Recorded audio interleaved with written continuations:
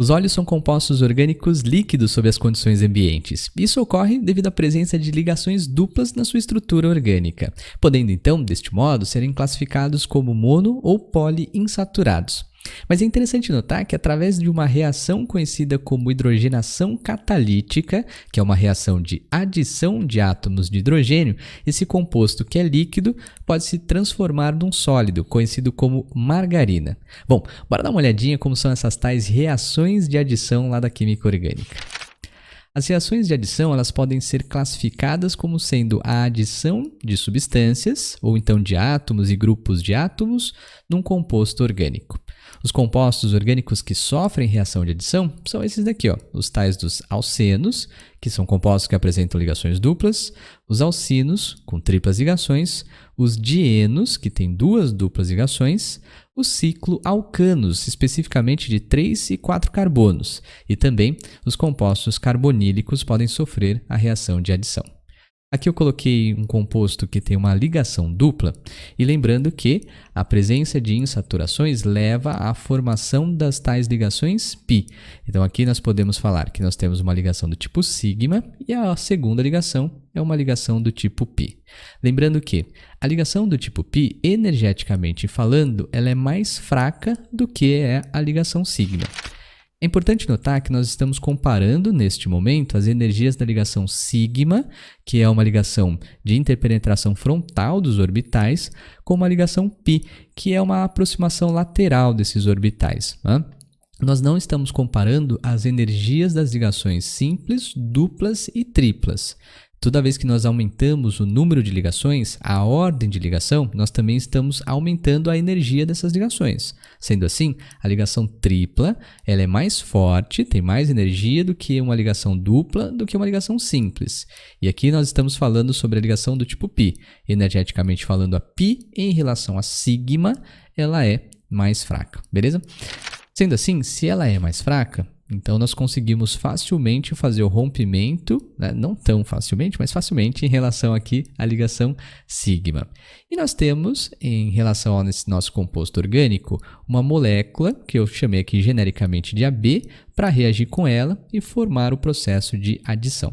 O que vai acontecer é que essa ligação simples entre os átomos de A e B também serão rompidas, e aí nós vamos ter a formação de valências livres, tanto aqui nos átomos de carbono, quanto também nesses átomos genéricos aqui de A e B.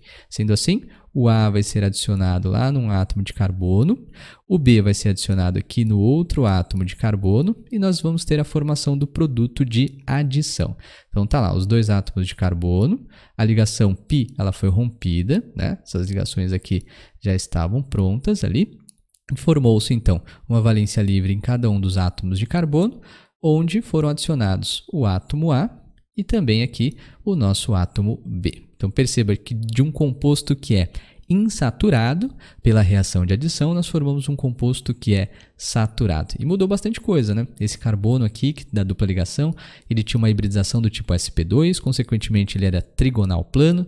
Aqui nós temos um carbono agora saturado, que faz então 4 ligações, ele é sp3 e tem uma geometria tetraédrica.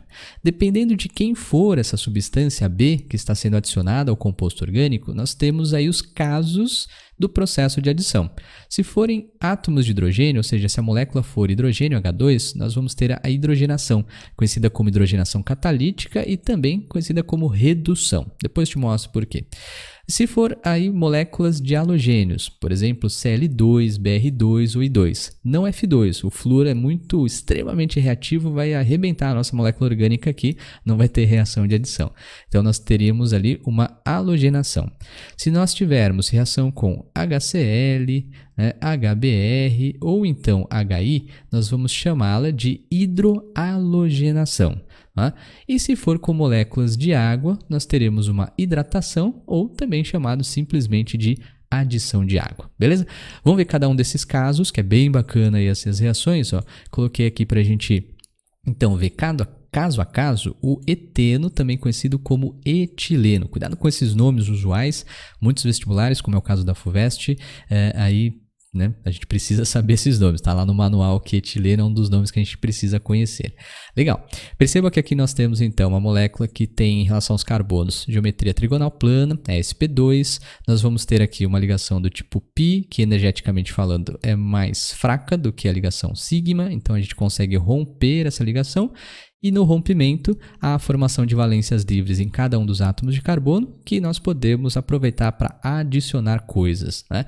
Então, nós vamos fazer o primeiro caso aqui, reação de adição com hidrogênio. Para ficar mais fácil entender, eu vou abrir a molécula aqui de hidrogênio, H-H, lembrando que o hidrogênio faz apenas uma ligação do tipo covalente, né? Puxar aqui mais para baixo, vai ficar muito em cima. E então, nós vamos romper essa ligação aqui. É claro que nada é tão simples assim. Nós vamos ter o auxílio de um catalisador, também sobre pressão e também sobre temperatura. Tá? Então, por isso que é chamado de hidrogenação catalítica esse processo. Legal. O que vai acontecer aqui, então, é o rompimento. Eu vou juntar só para ficar mais fácil, né? CH2 aqui, quebrei a ligação a ligação π, a sigma ficamos aqui com CH2 também, e nós vamos ter uma valência livre em cada átomo de carbono. E aí, os átomos de hidrogênio, eles foram adicionados. Perceba então que do eteno nós formamos aqui o etano, que é um alcano, um composto totalmente saturado. Esse é o caso conhecido como hidrogenação catalítica ou então aí redução. É interessante notar que essa justamente a hidrogenação catalítica é a reação que transforma os óleos vegetais em margarina. É a equação, né, a reação também conhecida como Sabatier-Sanders, né? Acho que é assim, meu francês está ruim. Sabatier-Sanders. E aí você tem a reação de adição de hidrogênios e, consequentemente, você transforma uma substância que é ali insaturada numa substância saturada, que sob condições ambientes é um sólido que a gente passa no pãozinho gostoso, beleza? Bom, mas essa reação de hidrogenação ela também é conhecida como uma redução. Deixa eu te mostrar por quê. Nós tínhamos lá o eteno, que reagiu com gás hidrogênio para formar o etano, né, que é um alcano. Se a gente considerar aqui os NOx, né, número de oxidação dos átomos de carbono, a gente consegue entender por que ele chama de uma redução esse processo. Lembrando que para a gente tirar o NOx de carbono, nós temos que levar em consideração a eletronegatividade, né? Fui ontem no clube, briguei e saí correndo para agora sim, os hospitais ou hospital metais, né? Lembrando que muitas vezes os autores, né, e os químicos dizem que a eletronegatividade de carbono, fósforo e hidrogênio é aproximadamente a mesma, mas não é exatamente igual. O carbono ganha um pouquinho da eletronegatividade em relação aos dois. Sendo assim, se o carbono é mais eletronegativo, faz uma ligação com o hidrogênio, puxa 1, puxa 2, carbono com carbono empata, então esse átomo de carbono está com o número de oxidação -2, que é exatamente igual ao carbono do seu lado, porque os dois carbonos são iguais entre si, né? Agora, se nós compararmos estes dois carbonos agora, vamos pensar aí no seu NOx, aí puxa 1, puxa 2, puxa 3, o NOx aqui é -3, bem como esse carbono aqui está com o NOx -3. Se o NOx está diminuindo, se o NOx está reduzindo, então nós temos um processo de redução, beleza? A hidrogenação pode ser chamada de hidrogenação catalítica, ou se a gente observar do ponto de vista do NOx, nós temos um processo de redução, beleza? Vamos ver mais, continuando aí com o eteno ou o etileno, bora ver as reações que a gente pode fazer com ele. Vou fazer aqui uma cloração, vou adicionar átomo de cloro, né, nessa ligação π, também conhecida genericamente como halogenação. Rompeu lá a ligação π, rompeu a ligação entre os átomos de cloro, e aí a gente vai formar, vou juntar todo mundo para ficar mais fácil, CH2 está aqui, né? Ligação simples ficou, CH2 do outro lado, aí a gente vai ter uma valência livre em cada átomo de carbono, entra um cloro de um lado, entra o cloro do outro, aí a gente tem o produto, né, da adição, que é um produto saturado e diclorado, dihalogenado, né? Nós temos dois átomos de halogênio na estrutura. Beleza, vamos fazer aqui, lembrando que essa reação de halogenação, ela ocorre sob condições ambientes, então a gente não precisa de um catalisador, não precisamos mexer muito em pressão e temperatura, bem como na hidrohalogenação aqui, né? Nós podemos aí fazer sob condições ambientes mesmo. E uma coisa interessante, em relação, pensando aos hidrácidos, né? O ácido iodídrico é mais forte do que o bromídrico, que também é mais forte do que o clorídrico. E a reatividade desses hidrohalogênios, né, no processo de hidrogenação, na verdade, segue a sequência de força. Então, o HI é mais reativo do que o HBr e também é mais reativo do que o HCl, beleza? Mas eles ocorrem sob condições ambientes. Bora lá. Rompi a ligação π, vou romper a ligação hidrogênio-cloro, então nós vamos ficar com valência valências livres, ó, CH2, ligação simples aqui, CH2, valência livre no carbono, no outro, e um detalhe importante, HCl, né, pode ser adicionado aqui, e o hidrogênio pode ir em qualquer um dos átomos, bem como o cloro pode ser aí inserido em qualquer um desses dois átomos. Mas por que isso? Porque nós temos os dois átomos aqui exatamente iguais. Ele tem um plano de simetria, digamos assim, né? Esse CH2 é exatamente igual ao CH2 do outro lado. Mais para frente nós vamos ver os alcenos superiores, moléculas que têm aí mais de dois átomos de carbono. E aí a gente vai ver que não é bem assim, a gente não pode colocar em qualquer lugar o hidrogênio e o cloro, beleza? Mas nesse caso, tantofas, vou colocar aqui hidrogênio na esquerda e o cloro aqui na direita, fechou, nós temos um produto da adição monohalogenado, né? Legal, vamos ver o último caso aqui, aí nós temos uma hidratação, adição de água e a gente vai precisar de um auxílio, uma catálise ácida, então entra um ácido geralmente lá da inorgânica forte, né? Água, na química orgânica é mais fácil a gente olhar como HOH, então a gente vai abrir a molécula aqui como sendo HOH, e aí o que a gente faz? Quebra a ligação π do composto orgânico, quebra a ligação aqui entre hidrogênio e OH, hidrogênio entra de um lado, o OH entra do outro, e nós temos a formação do produto de adição, né? Então, ó, CH2, ligação simples, CH2, de novo, tanto faz colocar o hidrogênio de um lado ou do outro, e aí nós temos a formação de um álcool, né? Hidroxila pendurado num carbono saturado, álcool é o que nós temos. Facinho então, né? Vai ser sempre igual, da mesma maneira, por enquanto pensando nesses compostos aí mais simples. Quebra a ligação π, quebra a molécula que está reagindo com o composto orgânico, átomo vai para um lado, né, ou grupos de átomo para um lado, para o outro, nós temos o produto da adição. Vai lembrar lá da termoquímica que nós sabemos que toda vez que quebramos uma ligação, a gente tem um processo endotérmico, e quando a gente vai formar a ligação, o processo ele é exotérmico, ele libera energia na forma de calor. E para fazer o ΔH, a gente soma as energias das ligações que foram quebradas, né, processo endotérmico, junto com as ligações que foram formadas, o processo exotérmico, beleza? Vou te mostrar agora que a gente fez reação com, por exemplo, alcenos, mas dá para fazer com alcinos e tem umas coisas bacanas aqui, dá para ver com essas reações. Bora lá. Peguei o etino, conhecido como acetileno, gás de maçarico, para reagir com gás cloro, bromo, que é um líquido laranja, e água, fazer a reação de adição. As duas primeiras aqui vão sob condições ambientes numa boa, e a segunda, a última, aliás, reação, nós temos uma catálise ácida. Mas qual é a grande questão? No composto que tem tripla ligação, nós temos duas ligações π. Consequentemente, nós podemos adicionar mais coisas nessas ligações. Vale lembrar que toda vez que nós quebramos uma ligação π, né, a gente pode pensar aqui, ó, uma ligação π que é rompida, nós podemos ter a adição de dois átomos, né? Então, dependendo daquilo que for dito no texto da questão, nós podemos adicionar e quebrar mais de uma dessas ligações π aqui de um composto que faz tripla ligação, beleza? Então vamos colocar, por exemplo, ó, a primeira aqui reação vai ser com 1 mol de cloro, a segunda reação com 2 mols de bromo e a última reação com 1 mol de água, só para a gente ver o que é que pode mudar nessas reações. Se eu tiver aqui 1 de cloro, então pensando não mais em mol, mas em 1 de Cl2 para ficar mais fácil, nós vamos ter 2 átomos de cloro. 2 átomos rompe apenas uma ligação π. Então ainda vai sobrar uma dupla ligação, beleza? Então nós vamos ter aqui, ó, hidrogênio fica, né? Nós temos uma dupla ligação aqui, beleza? O outro átomo de hidrogênio que já estava lá. E aí a gente vai ter adição, ó, cloro vem para um lado, o outro átomo de cloro vai para o outro, beleza? Isso porque a gente está com 1 mol apenas de Cl2. Se no texto da questão ele tivesse dito, olha, tem excesso de gás cloro, então nós poderíamos ter rompido as duas duplas ligações.